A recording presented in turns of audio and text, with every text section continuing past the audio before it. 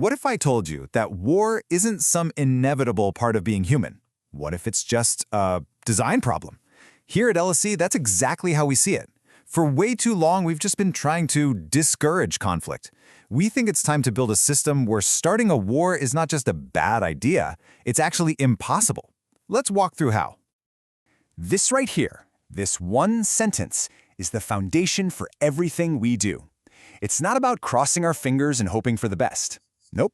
It's about building a global system, an architecture where peace is the only logical, sensible, and frankly, unavoidable path for any leader anywhere.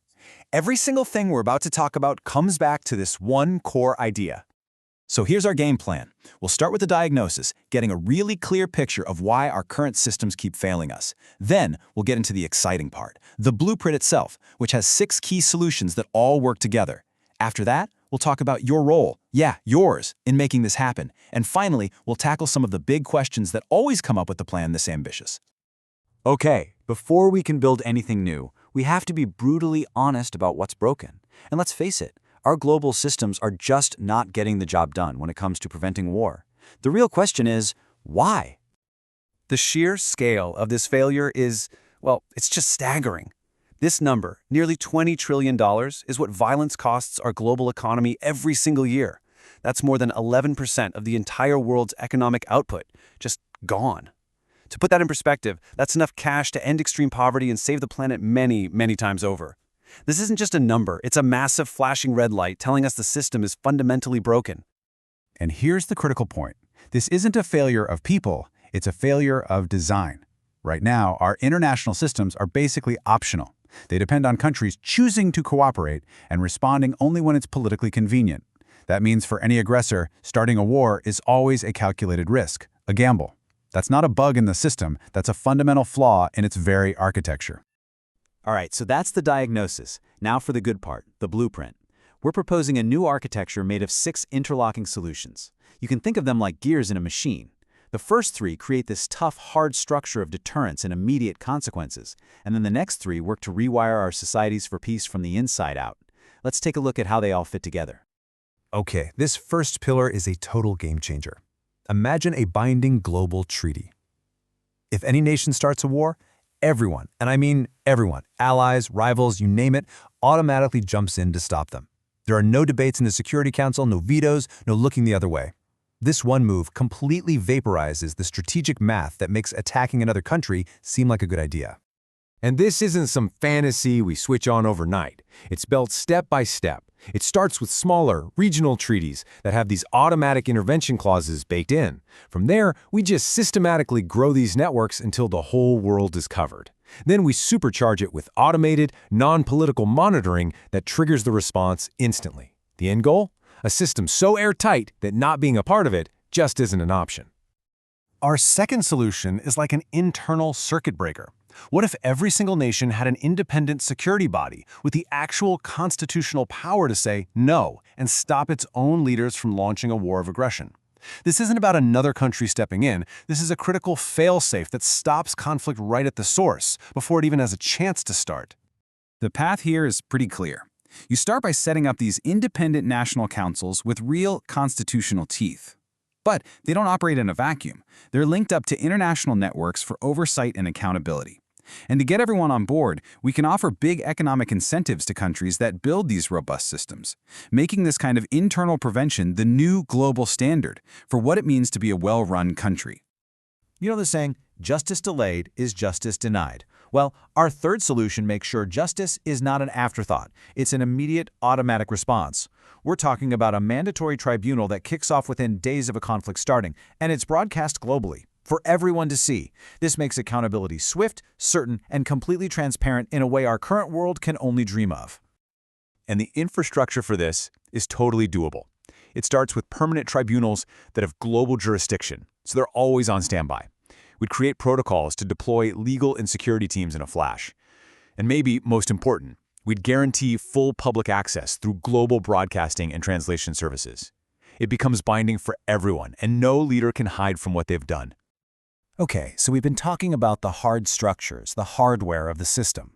Now let's talk about the software running in our societies. This fourth solution is a long-term investment in our kids. We propose making things like conflict resolution, empathy, and media literacy core school subjects, just as fundamental as math and reading. This is how you build entire generations that are culturally hardwired to resist manipulation and violence. And the way we get there is with data. First, we develop standardized curriculums that can be adapted for different cultures. Then, we launch pilot programs to get hard proof that this stuff actually works, that it measurably reduces violence. Once you have that data, you use it to drive adoption all over the world. Look, it's not a quick fix, but this is how you can genuinely change cultural norms around conflict in just a couple of generations. Our fifth solution is all about clear-eyed, practical economics. The goal is to weave our national economies together so tightly that starting a war becomes an act of guaranteed economic suicide. It's simple, really. When your nation's lights stay on because of your neighbor's power grid, when your people eat because of their supply chains, the incentive to start a fight just disappears. And we do this with real, tangible projects. We build shared power grids, water pipelines, and digital networks that cross borders. We create special economic zones between countries that used to be enemies, turning them into partners. By creating financial links that are impossible to separate, we build this global economic fabric that's so strong, it just can't be torn apart by war. And finally, our sixth solution. This is what shifts us from being reactive firefighters, always running to the latest crisis, to being proactive architects of peace. We envision a global monitoring system that can spot the warning signs of conflict, things like food shortages or rising inequality, and automatically trigger non-political responses, like sending in aid or mediators. We solve the problems before they can ever catch fire. The mechanics here are pretty straightforward. First, you create the monitoring networks to keep an eye on key indicators. Second, you set up response funds that automatically release money when certain triggers are hit. No political arguments needed. You train up rapid response teams of experts. And finally, you reward countries that successfully prevent conflict with priority development aid. It creates this powerful positive feedback loop. So, that's the blueprint. 6 interlocking pieces. But you know, a blueprint is just a piece of paper without builders. And this brings us to what might be the most important part of this whole plan, your role. Let's talk about how you can actually help build this new future. Seriously, everyone has a part to play here. If you've got expertise, if you're a lawyer, an engineer, a teacher, a researcher, you can help design these systems. You can also get involved through participation. Join a local dialogue group. Teach these conflict resolution skills in your own community. And of course, you can provide support by funding the amazing organizations already doing this kind of work. Every single skill is needed on this project. Now, a plan this big, this ambitious, it naturally raises a lot of questions. We can't get to all of them right now, but we want to hit the big one head on. How is this really any different from what we've already got? People ask all the time, hey, how is this different from the UN? And the difference is fundamental. It's a seismic shift from a voluntary system to a binding one, from a selective, political response to a universal and automatic one, and from delayed, maybe never accountability, to an immediate and public process. It's the difference between a system that hopes for peace and one that's actually engineered to guarantee it.